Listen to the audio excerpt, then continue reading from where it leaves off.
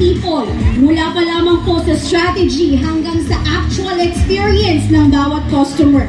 At para po ibahagi ang kanyang mensahe at inspirasyon para sa araw na ito, let us all welcome on stage, palakpakan po natin, Mr. Michael Manansala, our marketing manager. Thank you so much. Good evening, magandang gabi sa inyo lahat at salamat sa pagdalo. Yung iba busy, yung iba kahit Sabado may pasok pero dumalo pa rin. In-invite ng ating mga sales agents, dumalo pa rin. Maraming salamat lalo na po sa mga distributors natin, sa VIP guests natin. Now, ang sabi nung napakagandang host natin kanina, no, may story sa klima ng Pilipinas talaga. So marami dito sa atin, lahat naman tayo may sasakyan, lahat tayo may motor. Gusto natin talagang bilhin yung imported po, kahit mahal, okay lang. Kasi maganda quality niya. Wala namang masama doon, hindi ko naman sinasabing huwag yung bilhin. Pero, yung imported, halimbawa, galing ng bansa kung saan merong snow. Siyempre doon sa klima nila na may snow. Diba sabi nga may cold start. Dito ba sa atin may snow? Diba wala naman. So, merong incompatibility na nangyayari. So, maganda nga yung quality, pero hindi naman akma sa klima ng Pilipinas. Nakita din Oracle yun. So, bukod doon sa... May baon para tuloy-tuloy kasi parang KJ naman yung ganun, no? Biglang titigan. Maraming salamat, maraming salamat po. At muli maraming salamat po sa ating lahat. Pwede po bang ito?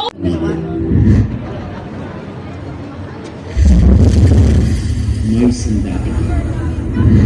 Pagkaan. Ginawa para sa klima ng Pilipinas. Para sa araw-araw na lahat. Para sa mga tunay na pagani ng kalsada. Pagani. Langis ng tunay na bayan. Morning na Boyari. Let us welcome our 3 goddesses. Ikakayang i-alok sa mga customer mo o brand na pinakikinggan. Tama kayo. Kaya kami nandito, gumawa kami ng paraan upang tulungan ang ating mga bayani ng kalsada. Ang bagani ay hindi ginawa para sumabay. Ginawa ito para baguhin ang laro. Proudly,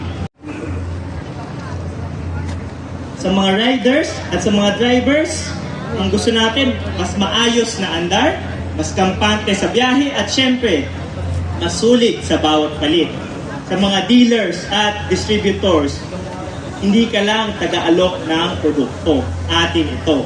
Kasama ka sa pagplano, kasama ka sa paglago. Yan ang pagbabago. Ginawa ang bagani dito sa Pilipinas. Di tulad ng mga ibang foreign brand dyan. Kilala nyo kami. Nandito kami, kasama nyo kami. So pumili kayo ng brand na ipaglalaban ka at lalaban kasama mo. Ngayon, tawagin ulit natin ang mga bayani ng kalsada.